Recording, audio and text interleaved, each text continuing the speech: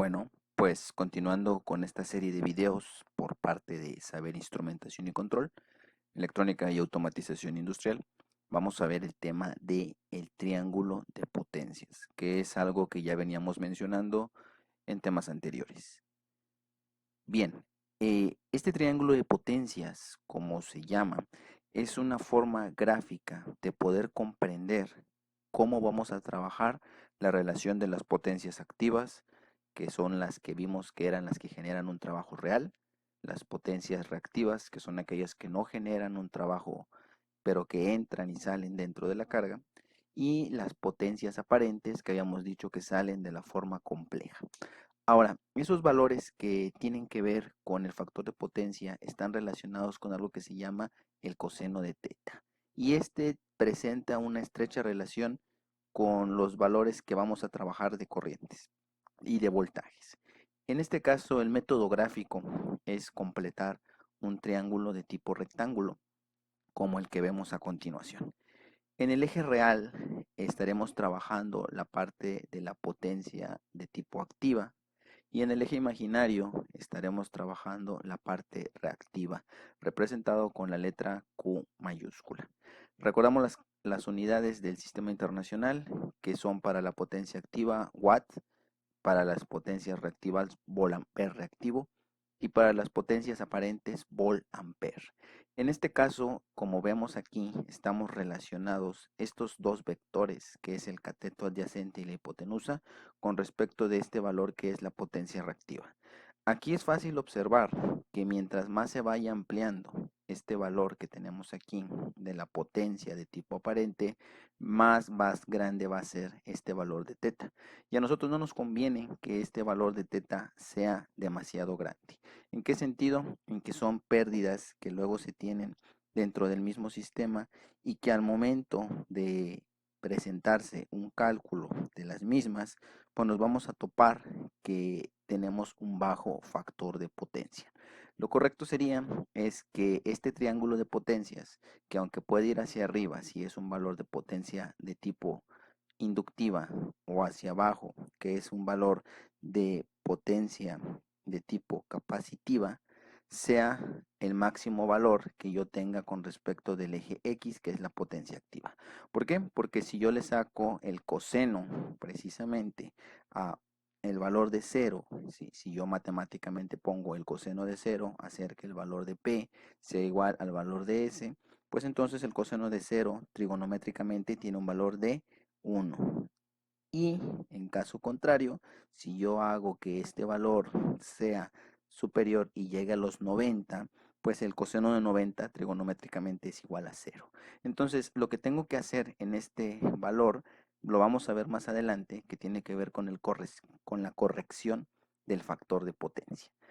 Pero bien, las potencias que actúan en un triángulo son de tipo activa, cuando son mayormente resistivas, cargas que son de ese tipo; potencias reactivas, cuando son valores inductivos o capacitivos; y potencias aparentes, cuando son valores totales de esa potencia. Bien, ahora, esa representación fasorial cumple, como lo veníamos diciendo, con el teorema de Pitágoras. Por la parte de potencia activa, como ya vimos, es producto de voltaje por corriente por el coseno de teta.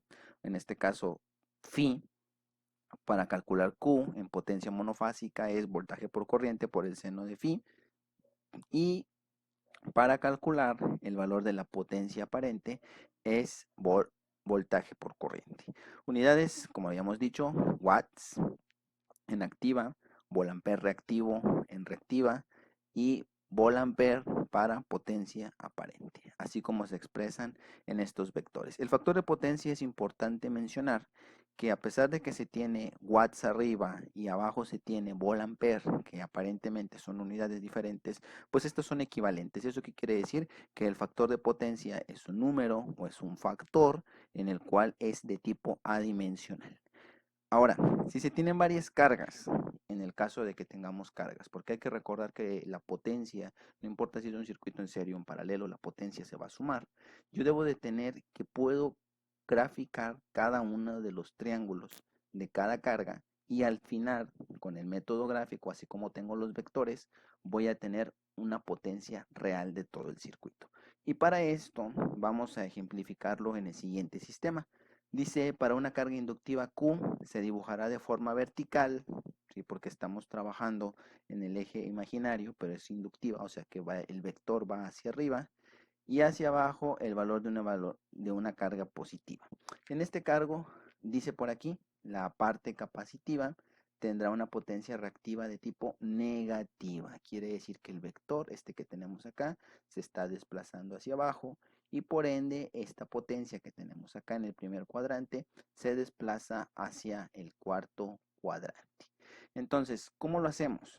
Para poder tener un método gráfico de estos elementos, vamos a utilizar las mismas técnicas del vector. ¿Qué quiere decir? Que si aquí está terminando el valor de la potencia de tipo aparente, justo donde terminan los vectores, voy a dibujar el inicio del siguiente vector. Eso lo vamos a ver a continuación, ¿sí? Bien, para este caso tenemos dos tipos de potencias. Vámonos a ver a través de esta imagen para que quede un poquito más explicado. La primera potencia que estamos hablando aquí nos habla de que es el valor de P sub 1 para la potencia 1 activa, Q sub 1 para la potencia reactiva 1 y S sub 1 para la potencia aparente 1. Todo este que está sombreado, esta parte corresponde al primer valor de carga que por lo que vemos, como el vector está hacia arriba, pues es una carga inductiva. Como ya hemos mencionado, donde termina este valor, ¿sí?, de este vector o esta magnitud, vamos a colocar el siguiente triángulo de potencias. Y este triángulo va a tener el eje real como la potencia P sub 2, que es la activa, Q sub 2, el vector estará hacia abajo, y el valor de S sub 2, el valor estará, que como tenemos, en el cuarto cuadrante.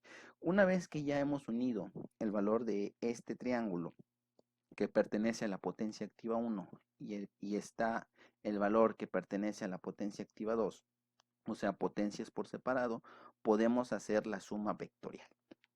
Para el caso número 1, si yo quiero obtener la potencia total reactiva, o sea, P sub R, será la suma algebraica de P sub 1 más P sub 2.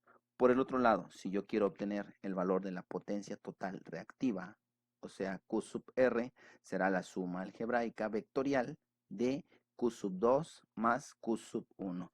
Pero quiero que observen algo bien interesante en esta parte. En el lado derecho, como podemos observar aquí, mientras que un vector está yendo hacia arriba, lo voy a ejemplificar sacando lo que es el apuntador que tenemos aquí, el rotulador, alcanzamos a observar que este vector que tenemos aquí, pues sigue una dirección hacia arriba, ¿verdad? Y entonces este otro vector que tenemos hacia acá, sigue una dirección hacia abajo. Entonces tenemos fuerzas que están prácticamente opuestas. Quiere decir que a esta fuerza mayor le voy a restar esta que tenemos acá. De tal manera que justo en este punto vendrá siendo el valor de Q sub R. Y no es una suma, ¿sí?, sino que es una suma de tipo vectorial. Ahora, ya tenemos el valor de P sub R, como ya hemos dicho aquí, que viene siendo la parte real de la potencia activa, Q sub R, que viene siendo la parte reactiva total, pues nos queda calcular S sub R. S sub R estará justo aquí donde comenzó y empezará con un nuevo ángulo. A ese nuevo triángulo resultante, ¿sí?, vendrá siendo un valor de teta sub R. Este valor de teta sub R, también como habíamos dicho, viene siendo un valor vectorial. Quiere decir que en este caso que tenemos que tomar en cuenta los valores de P, los valores de Q y los valores de S para tomarlo en cuenta. Y si pueden observar, si yo observo esta parte y denoto el valor de teta sub 1, alcanzamos a observar que tiene un valor mayormente inductivo y del otro lado tiene un valor menor de tipo capacitivo, pero a final de cuentas se están restando, como que se están compensando, de tal manera que el nuevo valor de teta sub R será un valor un poco más compensado. ¿Qué quiere decir? Que esta parte que trabaja un inductor, ¿sí?, o una bobina, ¿sí?, representado con la letra L, se va a compensar con un valor de la letra C, que pertenece a una carga capacitiva.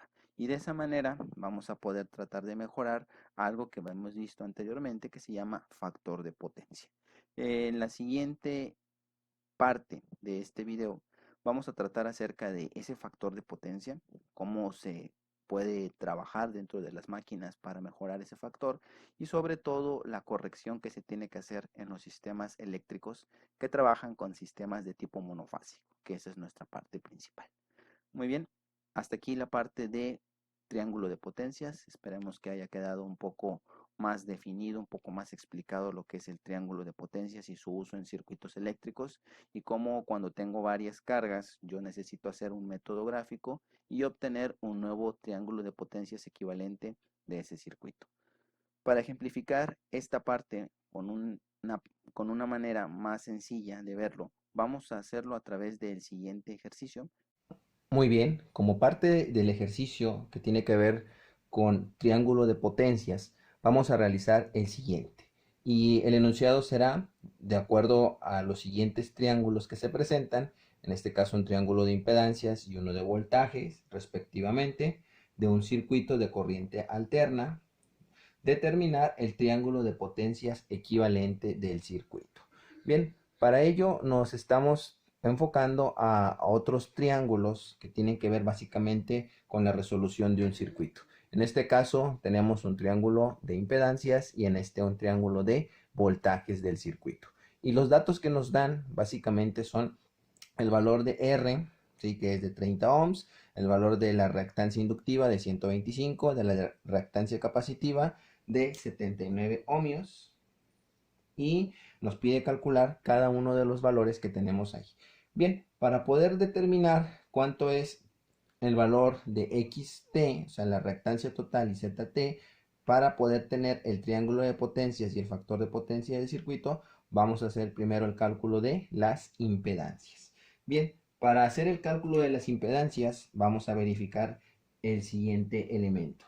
Este valor, ¿sí? Hay que verificarlo para X sub T. A la X sub T equivale al valor de la reactancia inductiva menos el valor de la reactancia capacitiva. Entonces vamos a sustituir los valores. El valor de la reactancia serían 125 ohmios menos 79 ohms. Entonces checamos ese resultado de 125 menos 79 nos da como resultado 46 ohms, que es lo que vamos a trabajar como la reactancia total. Bien, con ese dato vamos a poder calcular lo que vendría siendo este valor de Z sub T, que es el que nos está pidiendo. Para ello vamos a emplear la fórmula del circuito que está conectado en serie, el valor de R cuadrado más XT al cuadrado. Y vamos a sustituir los valores para sacar Z total. Z total o la impedancia total del circuito va a ser en este caso los valores de 100, que tenemos acá de 30, porque este es el valor que nos da, al cuadrado más 46 al cuadrado. Bien, vamos a ejecutar los valores en la calculadora. Sería el primer cuadrado, que sería 30 al cuadrado, lo sumo con 46 al cuadrado, ¿sí? Una suma de cuadrados, sacamos la raíz y eso nos da 54.91 ohms, que es lo que nosotros vamos a tomar, ¿sí? Como Z total. Entonces, para Z total tendremos un valor de 54.91 ohmios, que esto es el valor total de la impedancia. Ese valor de la impedancia hay que tenerlo presente porque nos va a servir para los cálculos que posteriormente vamos a realizar en el circuito. Entonces lo vamos a poner por aquí en un costado, Z sub T, 54.91 ohms. Ahora, con esos datos que tenemos ahí, podemos calcular las potencias del circuito. Y vamos a calcularlas una por una para determinar cuánto es el valor que estamos trabajando dentro del mismo elemento. Para poder sacar las potencias es necesario verificar el valor de los voltajes. Y para ello necesitamos sacar cuánto vale V de T, que en este caso es el voltaje total. Para sacar V de T podemos emplear la fórmula que nos permite sacar como si obtuviéramos la hipotenusa y aplicamos. Entonces sería V de T es igual a V sub R, que es el que nosotros vamos a utilizar, que es el voltaje en el resistor al cuadrado, más el valor de Vx, que es con respecto de las impedancias que se encuentran conectadas dentro del circuito. Entonces empezamos a sustituir, o V de t va a ser igual al valor de Vr, serían 120 al cuadrado, por Vx sería 184 al cuadrado. Eso nos va a dar un nuevo valor, el cual lo vamos a verificar. Serían 120 al cuadrado más 184 al cuadrado. Nos estaría dando un valor de 219.67 voltios. ¿Sí? V sub t, 219.67 volts. Entonces lo ponemos acá, el voltaje total serían 219.67 volts. Con esos valores nosotros ya podemos sacar el valor de la corriente total, puesto que ya tenemos la impedancia total del circuito. Entonces la impedancia total del circuito que vamos a manejar para este valor lo podemos determinar como I de t es igual al voltaje V de t dividido sobre la impedancia total. Esto nos dará un valor de resultado de 219.67 dividido sobre el valor de la impedancia, que serían 54.91 ohms. Y eso nos va a dar el valor en amperes. Entonces verificamos. Sería dividir 219.67 sobre 54.91. Y ese valor de corriente serían 4. Vamos a dejarlo como si fueran 4 amperios. ¿Sí? Bien, partiendo de esa idea, podemos calcular las potencias totales del circuito, dado que se trata de un circuito en serie. Por lo tanto, si el circuito está conectado en serie, pues la corriente es la misma en todos los valores del circuito. Entonces, vamos a hacer los cálculos de cada una de las potencias. Entonces, para la potencia activa P, podemos utilizar el valor de la corriente al cuadrado multiplicado por la resistencia a la que se va a trabajar. Entonces, potencia va a ser igual a los 4 amperes multiplicado por el valor de la resistencia que estamos calculando, que es una sola resistencia, serían 30 ohms. Calculamos en el circuito, nos quedarían 4 al cuadrado multiplicado por 30 ohmios, serían 480 watts. Entonces, esa potencia serían 480 watts. La siguiente, ¿sí? Vamos a calcular el valor que estamos trabajando para obtener Q sub L, que en este caso es la reactancia en el inductor que se encuentra en serie. En este caso podemos utilizar la misma fórmula, I al cuadrado, solamente que lo cambiamos por la reactancia inductiva. Y sustituimos los valores, nos quedaría 4 al cuadrado por el valor de X sub L, que serían 125 ohmios. Eso nos daría un nuevo resultado. Vamos a utilizar otra vez. Lo multiplicamos por 125 y eso nos da 2000. ¿Sí? Ese 2000 sería el valor de Q subíndice L, que serían 2 kilovolt-ampere reactivos. Ahora vamos a determinar Q de T. Para obtener Q de T utilizamos la misma I al cuadrado por la reactancia capacitiva. Entonces eso empezamos a sustituirlo, nuevamente nos quedaría el valor de 4 amperes multiplicado por los 79 ohmios. Vamos a determinarlo. Utilizamos la calculadora, multiplicamos por 79 y nos da 1264. ¿Sí? 1.264 kilovolt-ampere reactivos. Bien, esos son los valores que nos está pidiendo. Ahora vamos a calcular Q de T total para poder sacar los valores. Para Q de T total sería en este caso restar a QL, que es el valor que nosotros vamos a estar trabajando, menos el valor de Q sub C, porque hay que recordar que este genera potencia negativa. Entonces, Q de T, ¿sí? Teóricamente hablando, sería en este caso los 2000, ¿sí? Menos 1264 volt-ampere reactivos.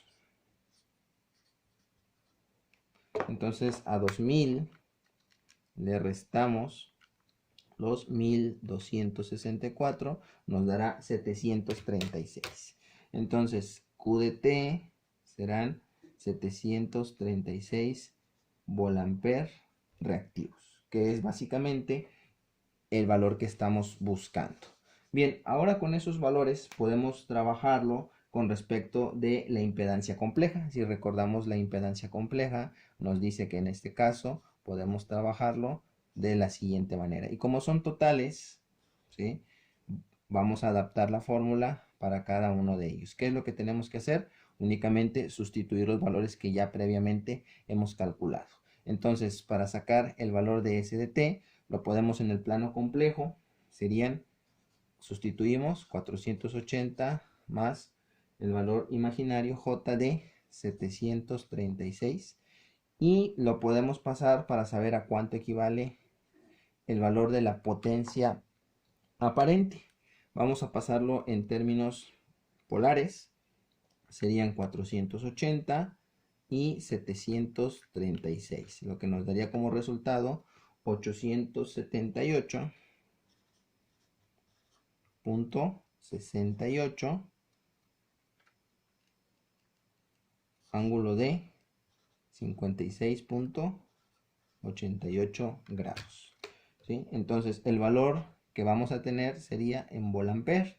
Vamos a tomar únicamente los valores, nos quedaría 878.68 volamper.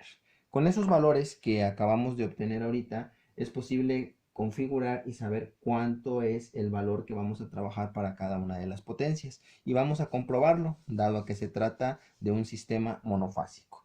Bien, para la primera, que es la potencia activa, recordemos que es el producto de voltaje por corriente por el coseno de teta, ¿sí? Y ese coseno que habíamos calculado anteriormente, vamos a ponerlo aquí, teta valía 56.88 grados. Entonces sustituimos los valores, voltaje que vamos a trabajar, en este caso es el voltaje total del circuito, que ya lo tenemos acá. Entonces serían los 219.67 multiplicado por los 4 ohmios por el coseno de 56.88. Hay que recordar que aquí se perdieron una serie de decimales, por lo tanto los valores nos tienen que dar aproximadamente. Sustituimos los valores, nos da 200, ¿sí? 219 multiplicado por 4 por el coseno de 56.88. Y eso nos da 478.64, que es aproximadamente el valor que tenemos de potencia. ¿Sí? Hay que recordar que tenemos decimales que se fueron aquí con los 4 amperes. Ahora, para el valor de Q, que es la potencia reactiva, producto de voltaje por corriente por el seno del ángulo, eso nos quedaría el valor de 219.67 multiplicado por 4 por el seno de 56.88. Y tiene que darnos este valor. Entonces lo único que hacemos en este caso, restamos y ponemos seno y nos da 733.67, que es aproximadamente igual al valor Q de T que estuvimos determinando en este caso.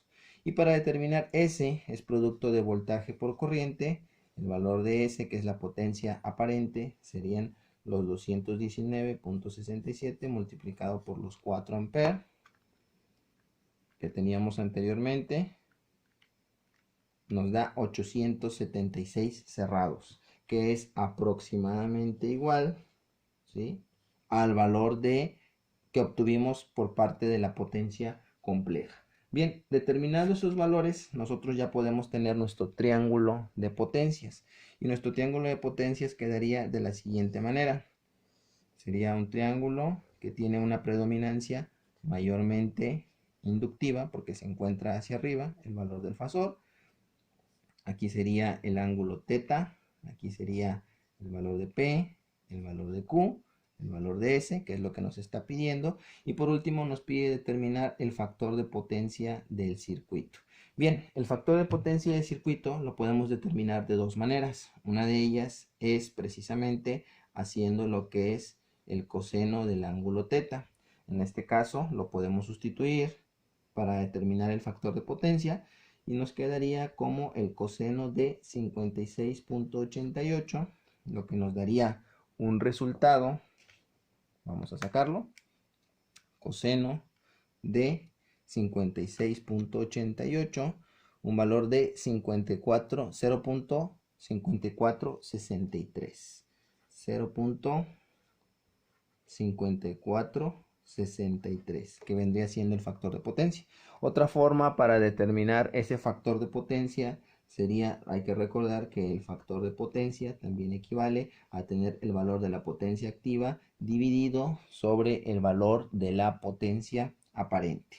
Y entonces sustituimos los valores, ¿sí? El valor de la potencia sería 480 dividido sobre 878.68. Entonces vamos a determinarlo, ¿sí? 480 dividido sobre 878.68, lo que nos da como resultado 64.52, 54.63. Prácticamente, ¿sí? El valor que estamos obteniendo aquí es el mismo, que vendría siendo el ángulo que tenemos acá.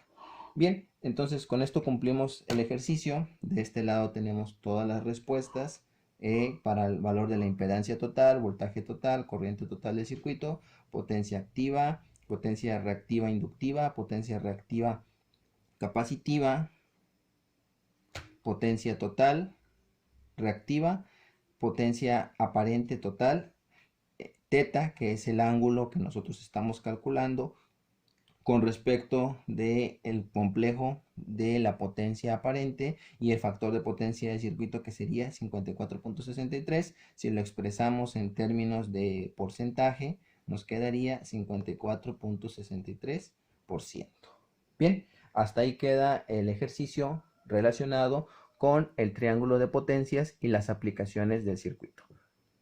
A nombre de CICEA Industrial, que este video haya sido de provecho, y continuaremos explicando valores con ejercicios que son más complejos y que tienen que ver con compensación de estos elementos, debido a que, como podemos observar, tiene un bajo factor de potencia, el cual dentro de las industrias es algo que se tiene que corregir. Así que vamos a ver las compensaciones reactivas para tratar de mejorar este factor de potencia, pero eso lo veremos en otro video. A nombre de CICEA Industrial, nuevamente agradecemos su preferencia y continuamos con la serie de electricidad, hablando específicamente de potencia eléctrica en sistemas monofásicos. Hasta la próxima.